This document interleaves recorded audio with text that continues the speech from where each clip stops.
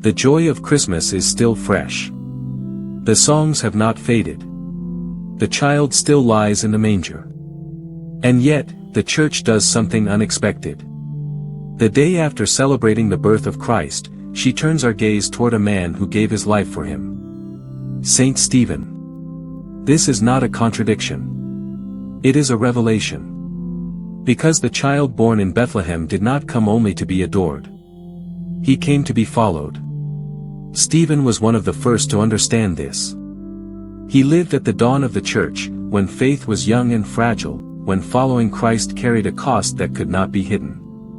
He was chosen not for power or prestige, but for his faith, his wisdom, and the grace of God that rested upon him. Stephen served quietly. He cared for the poor. He strengthened the community. And through him, God worked wonders. But the light he carried disturbed the darkness. Those who heard Stephen speak could not deny the truth in his words. And yet, instead of opening their hearts, they hardened them. They accused him. They judged him. They dragged him before authorities. Stephen stood there, not with hatred, not with fear, but with a heart fixed on heaven. Scripture tells us that his face shone like that of an angel. In that moment, Stephen did not defend himself with anger. He spoke with clarity. He told the story of God's faithfulness, from Abraham to the prophets, and he testified that Jesus was the righteous one, the promised Messiah. It was too much for them to bear. But Stephen did not look at his enemies. He looked upward. And what he saw changed everything. He saw heaven opened. He saw the glory of God. He saw Jesus standing at the right hand of the Father. The same child born in Bethlehem now stood in glory, welcoming his faithful witness home. And then came the moment that defined Stephen forever. As suffering closed in around him, as rejection reached its peak, Stephen did something extraordinary. He prayed. Not for escape. Not for revenge. He prayed forgiveness. Lord, do not hold this sin against them. In that prayer, Stephen became like Christ. Because the love born in the manger had now reached its full expression. A love that forgives, even when it costs everything. This is why the church remembers Saint Stephen at Christmas. Because Christmas is not only about joy.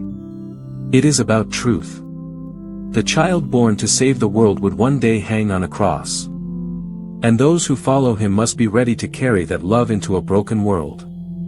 Saint Stephen reminds us that faith is not proven when it is easy. It is revealed when it is costly. He teaches us that holiness is not found in comfort, but in surrender.